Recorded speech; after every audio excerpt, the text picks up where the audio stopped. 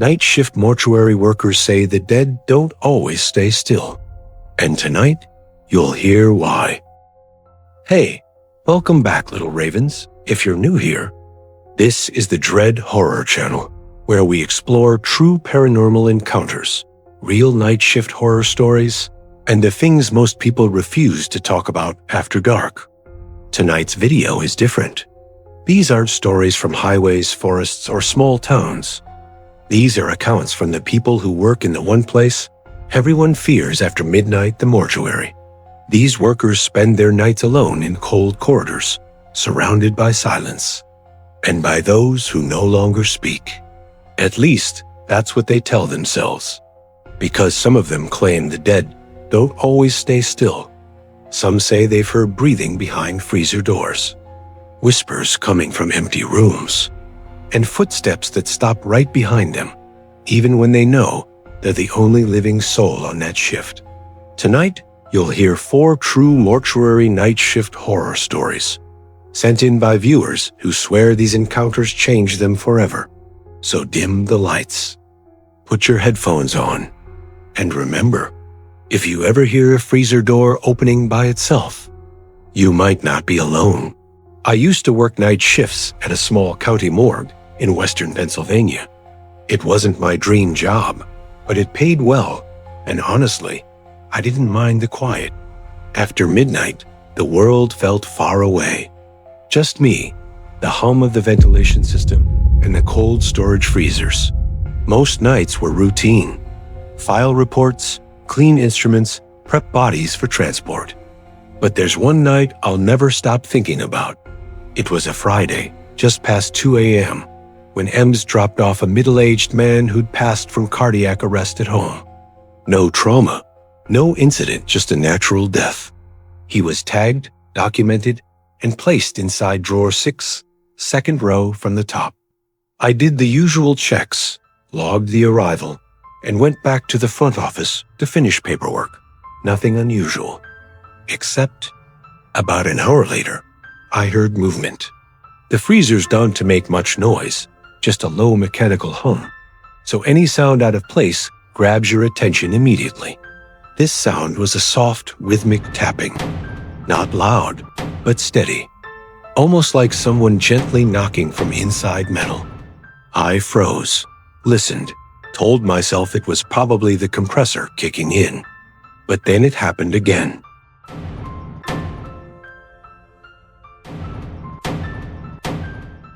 It was coming from the storage room.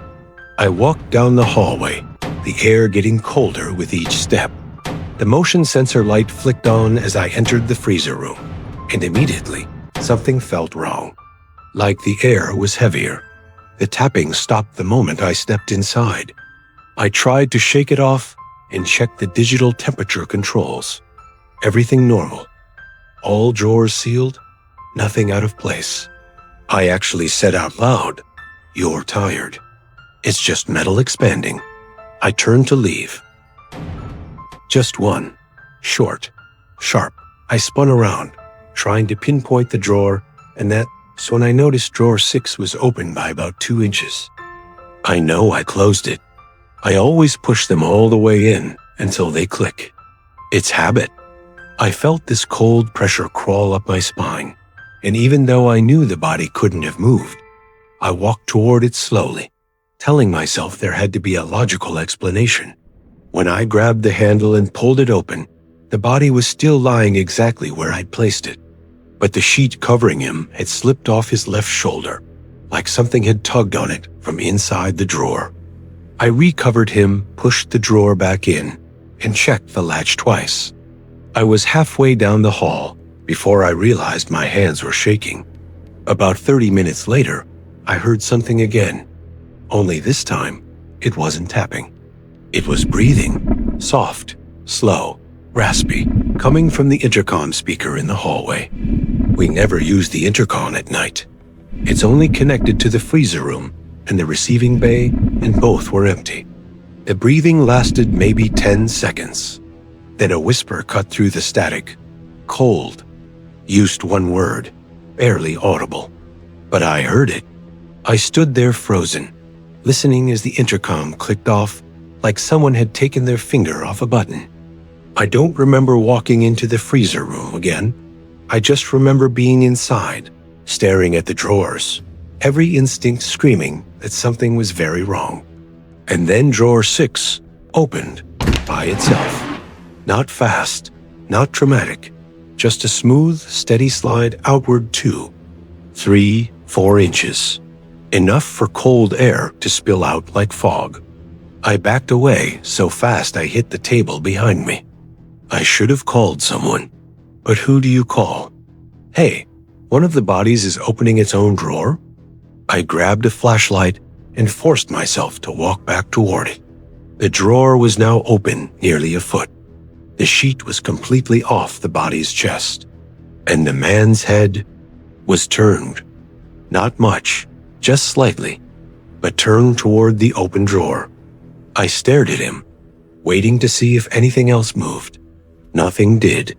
After a minute or maybe 5, I put the sheet back, closed the drawer, locked it with the emergency latch, and walked out of the room without looking back. The next morning, the day shift staff arrived, and I helped wheel the body out for pickup. But I noticed something no one else seemed to look at. The man's toe tag had been retied. Not the way I do it. Not the way Ian's does it. It had been tied in a perfect double knot, like someone with deliberate, living fingers had wrapped it around again. I never worked another Friday night after that. Whatever happened in drawer 6 wasn't just nerves or imagination. You can hear it in their voice, the hesitation, the detail. People who work night shifts in morgues see things we'll never understand. And sometimes the human body still has mysteries no textbook can explain. But a drawer opening on its own, a head turning, a whisper through the intercom? That's not science. That's something else. I've worked night shifts in 2 different morgues, but nothing, absolutely nothing compares to what happened during my time at the county facility in southern Ohio. If you think the worst part of the job is being alone with the dead, you're dead wrong. The worst part is realizing you might not be. This happened in 2019. I was covering an overnight shift for a coworker, and it was supposed to be a slow night. Only one intake was scheduled, a John Doe found behind an abandoned gas station.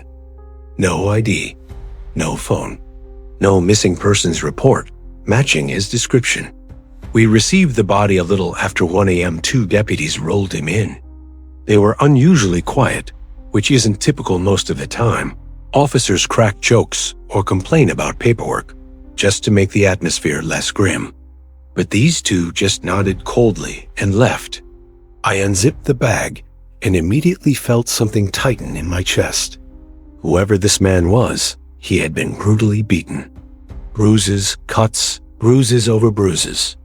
And worst of all, his eyes were missing. Not gouged in some dramatic, jagged way. Clean, almost surgical.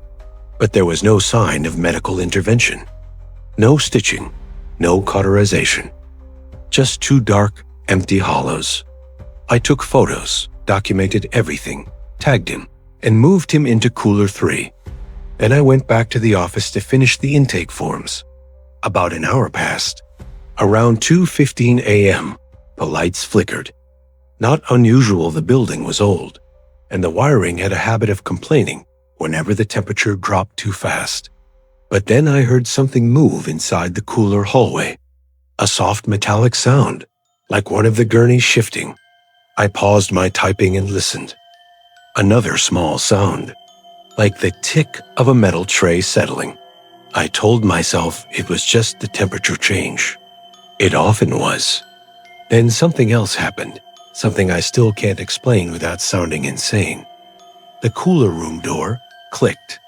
It only makes that sound when someone pushes it open from the inside. I froze. No one else was in the building. The doors were locked. The alarm was set.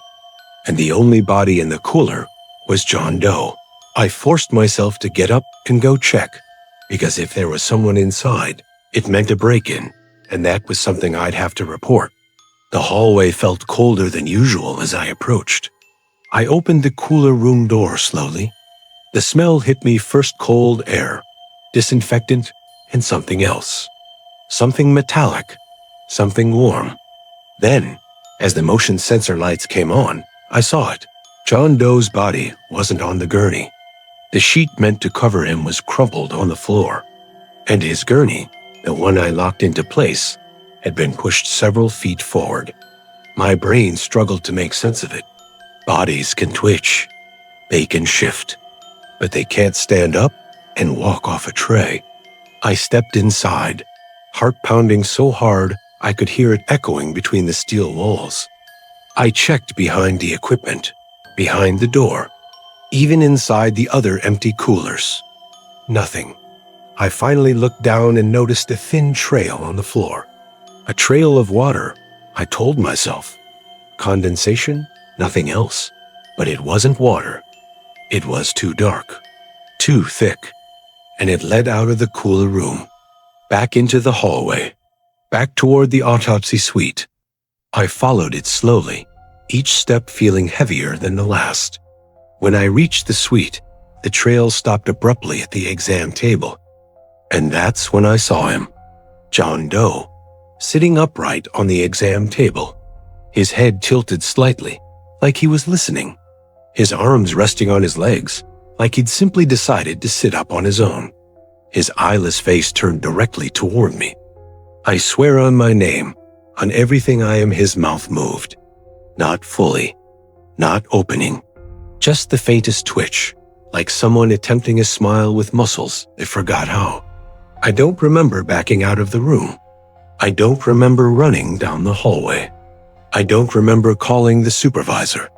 The next thing I knew, 2 deputies and my supervisor were shaking me, asking why the hell I sounded so hysterical on the phone. When we went back inside, the body was lying flat on the table again. Arms at its sides, sheet neatly covering it. No trail on the floor. No signs of movement. Nothing. The deputies exchanged looks I'll never forget. The kind that say, "You saw something you shouldn't have, but we're not talking about it." In the report, they claimed the body had been placed on the autopsy table for prep. A lie. I hadn't touched it. I quit 2 weeks later. And sometimes, when I'm trying to fall asleep, I swear, I can still see that empty face, tilting toward me like it was trying to recognize who I was. Little ravens. People say the dead don't move without help. But morgue workers know better. Sometimes the body is quiet and something else inside it isn't. When a man with no eyes sits up, you don't ask why. You don't wait for an explanation. You leave before it turns its attention to you. And thank the dark it didn't follow him home. I've worked night shifts in hospitals, nursing homes, and finally in a city morgue. But the place that marked me the most was the small funeral home where I worked out of desperation in 2017. It wasn't my first choice. I'd lost my previous job, bills were piling up, and the director there hired me under the table to cover overnight rotations nobody else wanted. It was a small building, old and creaky. 2 viewing rooms, 1 embalming room, and a cold storage room that felt more like a basement than part of a real facility. My job was simple: receive bodies after hours, keep the viewing rooms clean, and stay available in case a family came in unexpectedly. Most nights were silent. Sometimes I wouldn't hear a single sound for hours. Until one night I learned why nobody liked working alone there. Around 2 a.m., I heard the front door chime. Not the electrical beep, the actual bell above the door. But I hadn't unlocked it since midnight. I walked to the lobby and found the door still locked. Nobody outside. Nobody inside. I told myself the bell was probably loose. The building was old enough. But as I headed back down the hallway, I felt something odd, like the temperature had dropped sharply. The funeral home always had that stale coldness, but this was different. A sharper cold, one that made the air feel heavy. I went into viewing room 1 to check that everything was in place for the morning service. The curtains along the back wall were drawn long, heavy beige curtains that reached the floor. We kept them closed because the window behind them faced the parking lot and ruined the ambience. When I stepped closer, I noticed something that made me stop mid-stride. The bottom of the curtain was moving, not blowing gently like from air conditioning. It was twitching, like someone behind it had brushed against the fabric. I froze. "Hello?" I called out quietly, immediately regretting it. No answer. I took a few steps closer, heart banging against my ribs. I grabbed the edge of the curtain with 2 fingers and pulled it open just a couple of inches, just enough to peek. Nothing. Empty window. Pitch black outside. I let out a shaky laugh and felt embarrassed at how tense I'd gotten. But when I walked away from the curtain, something happened that made my knees almost give out. Something pushed back, soft but unmistakable like fingertips, pressing the fabric toward me from the other side. I backed up immediately, pulse roaring in my ears. I knew I should have left the room right then, but I felt paralyzed. My brain was trying to find a rational explanation. Maybe a bird stuck between the window and the curtain? Maybe something fell? But nothing made sense.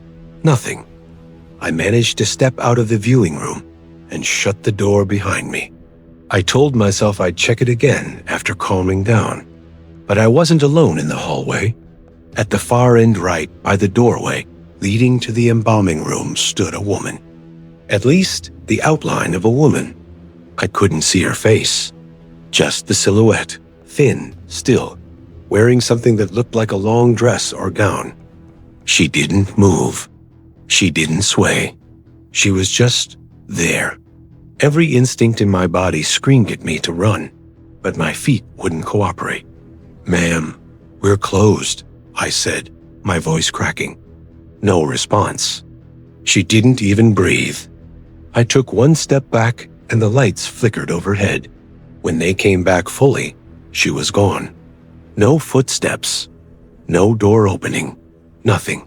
I don't remember walking to the office, but I found myself there, sitting in the rolling chair with my hands shaking.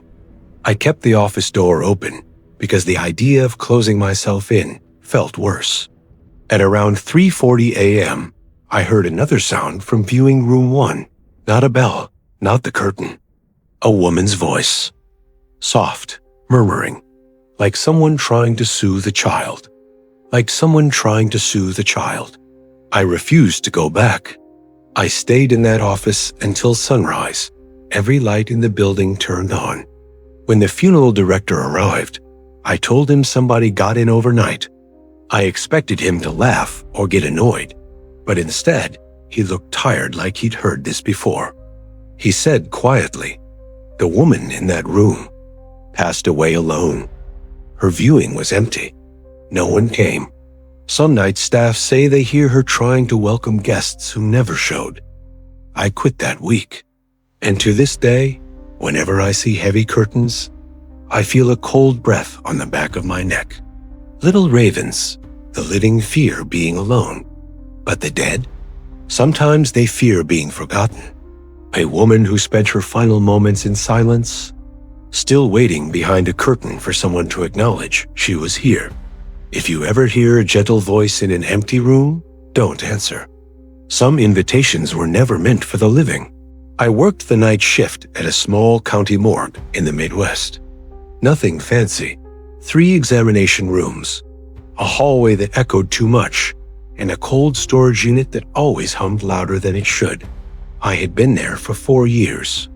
I knew every creak, every bad fluorescent light, every time the refrigerator compressors kicked in. So when things started happening, I knew it wasn't the building settling, and it wasn't my imagination. It began on a Tuesday. Just after 2 a.m., I was finishing paperwork in the office when I heard something fall in examination room 3. Not a small sound, more like a metal tray crashing onto the floor. That room was supposed to be empty. We had no cases scheduled for the night, and the last body stored there had already been transferred earlier that afternoon. When I walked toward the door, the hallway felt colder than usual. Not drafty, freezing, the kind of cold that cuts straight through your clothes. I pushed open the door and flipped the light switch. The tray was on the floor, but that wasn't what stopped me. The stainless steel table in the center of the room had condensation on it, like something warm had been lying on top of it not long ago. The metal was fogged, as if someone had just been examined there, but no one had. I checked the logs. No new bodies. No transfers. Nothing. I wiped the table dry and put the tray back. I didn't report it. I didn't want to be the guy who logged unexplained condensation. The next night, it escalated. I was doing rounds, making sure everything was properly stored. When I walked past room 3, I heard whispering. Not loud, but intentional. Like two people murmuring behind the door. I opened it without knocking. The room was dark. Completely dark. The lights had been turned off from the switch inside, not from the hallway panel. On the table, the condensation was back, heavier this time, dripping down the edges. But the moment I stepped inside, everything went silent. The coldness vanished. It was like walking into a vacuum. I backed out slowly and shut the door. I remember feeling angry more than scared. Angry because I couldn't explain it. Angry because I knew what I had heard. The third night was the breaking point. Around 3:15 a.m., I was restocking gloves when I heard the cold storage unit alarm go off. The temperature warning. That happens if the door is left open more than 10 seconds. I rushed over. The door was open. Wide open. And the lights inside were flickering. 3 of the body drawers were partially slid out. Every single one was empty, except the last one at the bottom. That drawer contained the remains of an older man who had died of cardiac arrest earlier that week. His body was zipped, tagged, documented. The problem was, the bag was unzipped halfway, and the tag was lying on the floor. I felt something behind me. Not a sound, not a touch, just presence. Heavy, aware, standing right at my back. I turned slowly. The hallway beyond the cold storage entrance was dark, except for room 3. Its door was open, and the light inside was flickering violently, like someone was walking back and forth in front of it. I said out loud, "Who's there?" The flickering stopped. Then I heard footsteps. Soft, deliberate steps moving from room 3 toward me, stopping just outside the cold storage doorway. I couldn't see anyone. The light had blown out completely, but I could feel them. Then something moved in the cold storage itself. The zipped body bag shifted. Not a twitch, it lifted. The chest area rose as if something inside was inhaling deeply. I slammed the drawer shut so hard the aluminum shook. Then I hit the hallway switch and flooded everything with light. Silence, emptiness, stillness. I left every single light in the building on that night. I didn't care about the energy bill. I sat in the office until sunrise, hands shaking, watching the hallway security monitor like a hawk. The next morning, I filed my resignation. No explanation, no 2-week notice. I packed my locker, left my badge on the desk, and walked out into the daylight like a man escaping a nightmare. 2 days later, the morgue supervisor called me. He wasn't upset about me quitting. His voice actually sounded tired. He just asked me one question. "Did you see it in room 3? I hung up. I never worked in another morgue again. This story fits a pattern I've seen in countless morgue encounters. It has never the storage rooms, or the hallways, or the paperwork offices that hold the real weight. It has the rooms that were used the most. The ones where procedures were repeated thousands of times.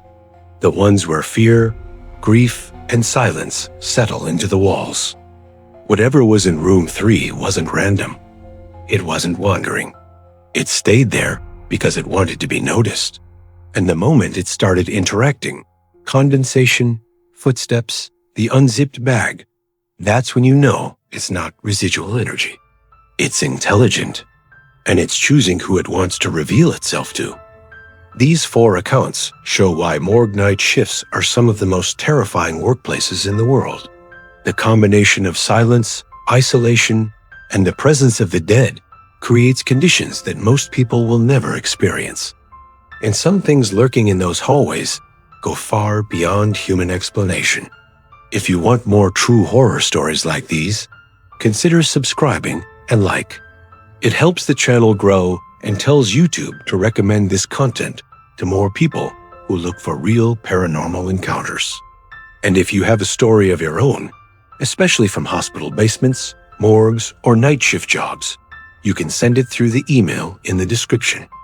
I'll see you in the next one. Stay alert, stay safe, and don't ever ignore the feeling that you're not alone in the room.